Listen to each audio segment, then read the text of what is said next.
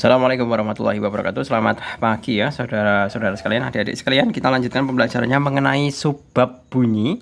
Masih pada bab yang ke-9 mengenai getaran, gelombang, dan bunyi. Langsung saja. Yang pertama, perhatikan gambar berikut. Berdasarkan gambar tersebut, peristiwa resonansi terjadi jika benda. Oke, pengertiannya terlebih dahulu bahwa resonansi adalah peristiwa ikut bergetarnya. Peristiwa ikut bergetarnya suatu benda karena memiliki frekuensi yang sama. Ya. Nah, di sini konteksnya yang memiliki frekuensi yang sama siapa? Frekuensi yang sama adalah di mana kita menemukan bandul yang memiliki panjang tali yang sama. Itu kalau kita menggoyangkan bandul, dia akan berresonansi. Ya, jadi kita bisa dari gambar kita bisa menyimpulkan bahwa bandul yang memiliki panjang tali yang sama adalah A dan C, yaitu A atau C digetarkan. Jadi jawabannya adalah B. Berikutnya, nomor yang kedua. Sumber bunyi dengan frekuensi 600 Hz digunakan pada percobaan resonansi kolom udara. Jika pada resonansi pertama terukur panjang kolom udara dalam tabung 14 cm, laju bunyi di udara adalah, nah kita bisa identifikasi ya. Yang nomor 2 ini bahwa resonansi pertama itu terjadi pada L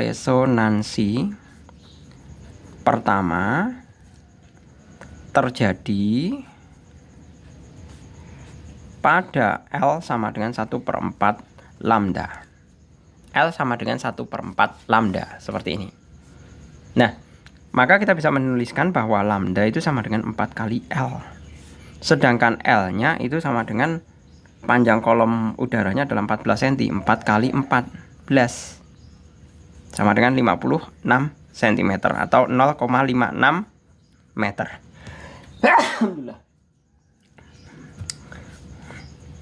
Oke, sudah ketemu mengenai lambdanya. Kemudian kita bisa mencari yang di sini dicari adalah laju bunyinya. Laju bunyi itu sama dengan V, cepat lambat ya, sama dengan lambda dikalikan F. Lambdanya ada 0,56, kemudian dikalikan frekuensinya. Frekuensinya jelas di sini adalah 600 Hz. 600 Hz. Jawabannya adalah 336 meter per sekon. Selesai. Nah, seperti itu. Kemudian berikutnya nomor 3. Sebuah kapal memancarkan sinyal menuju ke dasar laut dengan kondisi di dasar laut seperti gambar tersebut. Setelah sinyal dipancarkan, bunyi pantul yang tertangkap kembali di kapal pada bagian P adalah 2,5 sekon, sedangkan dari bagian Q adalah 4 sekon. Jika cepat lambat bunyi di air 1400 meter per sekon, selisih kedalaman bagian P dan Q adalah, nah kita lihat untuk nomor 3 itu sebenarnya mudah ya. Kita cukup mencari S-nya. Kita tahu bahwa untuk mencari jarak itu S sama dengan V dikalikan T, ya kan? Nah, tapi diingat bahwa sinyal ini adalah dia menempuh jarak 2 kali, ya.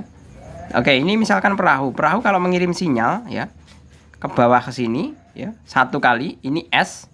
Kemudian agar dia bisa menerima kembali, otomatis kan dia memantul kemudian balik lagi ke kapal. Nah, ini juga S, iya kan?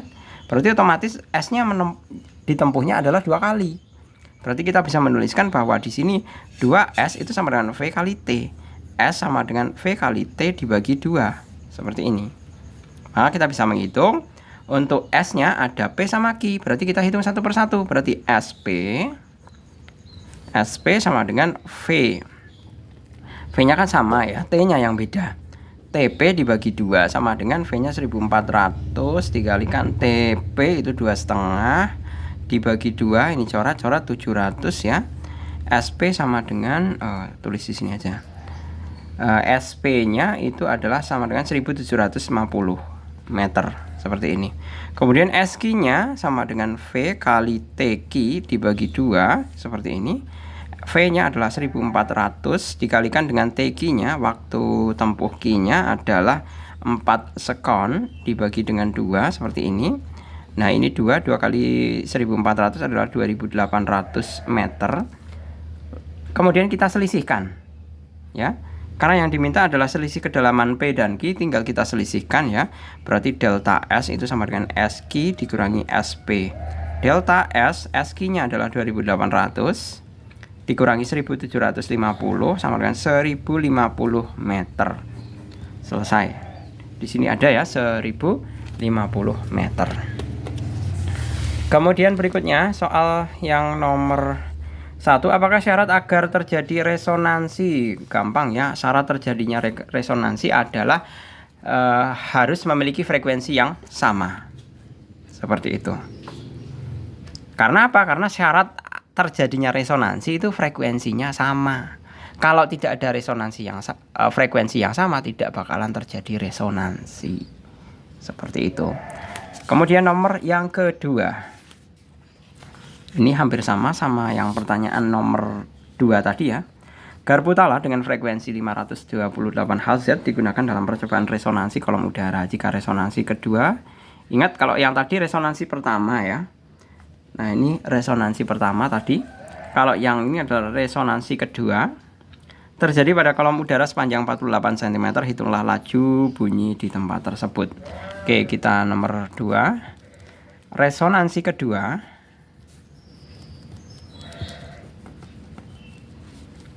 sama dengan L sama dengan 3/4 lambda. Seperti ini.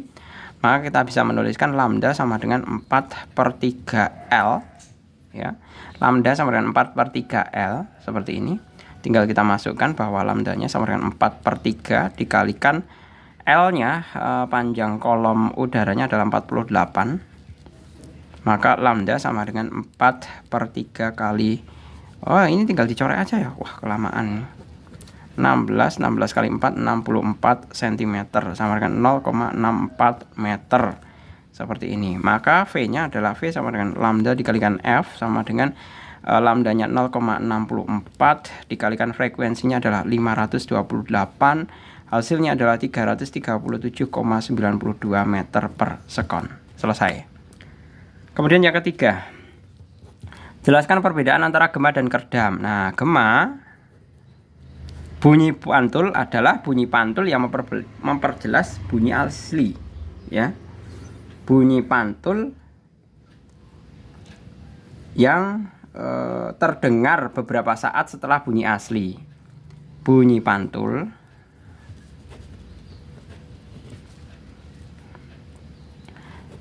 yang terdengar setelah bunyi asli dan terdengar jelas. Terdengar jelas. Alasannya apa? Karena jarak antara dinding pemantul dengan sumber bunyi relatif jauh. Ya. Alasannya di sini Pak Jul tuliskan ya. Alasannya adalah dinding pemantul dengan sumber bunyi, dinding pemantul dengan sumber bunyi relatif jauh. Nah, kemudian kalau ini gema ya. Kemudian kalau kerdam. Kerdam itu kata lainnya adalah gaung. Ya. Kerdam itu nama lainnya adalah gaung. Nah, definisinya perbedaannya dengan gema tadi adalah kalau yang kerdamnya adalah bunyi pantul yang hanya terdengar sebagian bersamaan dengan bunyi asli.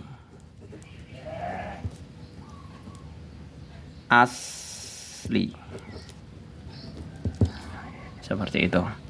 Nah, ini kecenderungannya tidak jelas ya. Terdengar tidak jelas.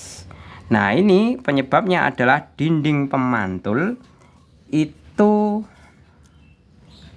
relatif dekat dengan sumber bunyi. Dinding pemantul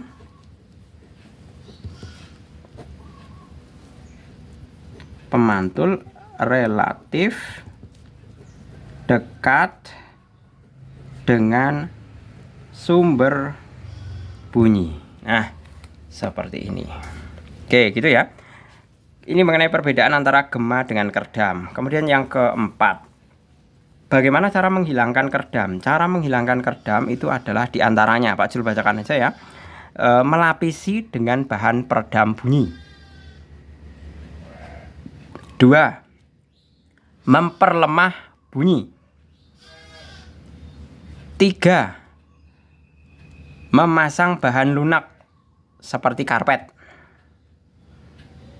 Ya. Yang terakhir, memperkecil frekuensi bunyi. Selesai. Oke, gitu ya. Saya rasa cukup. Semoga bermanfaat dan bisa membantu kalian dalam belajar. Terima kasih. Selamat pagi. Assalamualaikum warahmatullahi wabarakatuh.